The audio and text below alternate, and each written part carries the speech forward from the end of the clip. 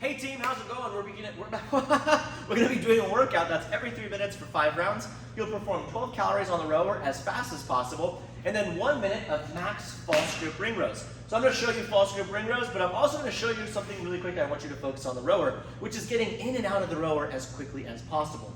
Typically, what I see people do is they sit down, they're real slow, all right, and then they put their feet in here, and then they pull these as tight as they can, and then when they're ready to get out, they've got to sit here, and they've got to take this, and they're slow, they're adjusting, and then they get up. So what I want you to do is you're going to cinch these down hard. Boom. That's where you'd normally be. Then you're going to put your thumbs on these little, I don't even know what they're called, and you're just going to pick up your heels a little bit. So now from here, I'm pretty locked in. What I'm able to do is I can put my feet flat, kick my foot straight up, and I can pull my foot up quickly. So instead of me having to undo, I can kick both my feet up and get out and move. So you're going to just practice this whole piece with your feet not cinched down all the way. Now what you also want to know is how am I going to grab the handle? Am I going to put a foot in, grab the handle because I might not have very much mobility to get there with both feet in? Or are you going to grab the handle first? What are you going to do? I typically put both feet in and I grab the handle, and then when I'm done, I put the rower handle back, I kick my feet up, and I get out.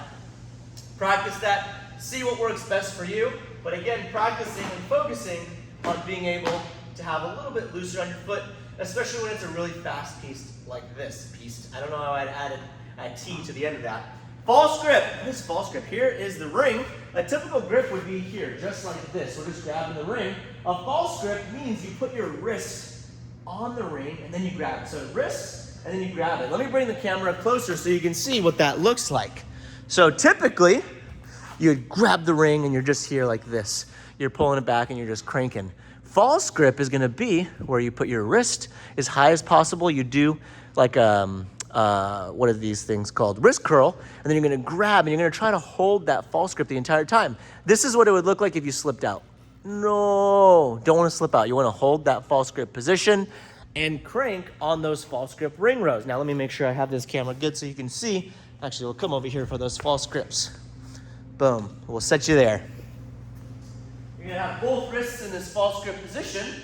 Put your feet underneath the rings and you're going to lean back. Now for some of you, this position is going to be super challenging to extend your arms in. What you're going to do is you're going to just turn your hands slightly out until you can get your arms straight. So we're here, just turn your arms slightly out. There you go. And now we can pull all the way to the chest. Slightly out, pull to the chest. Those of you who can hold this with your arms straight, you can do that too. It's totally fine.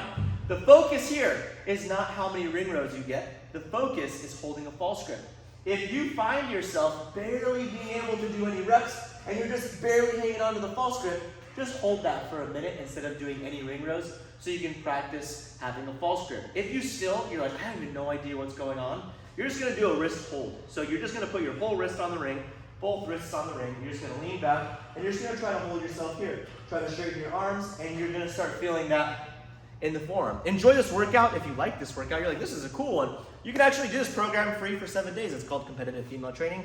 You can look at it down below. Enjoy the workout, have fun, and we'll see you guys in the next one.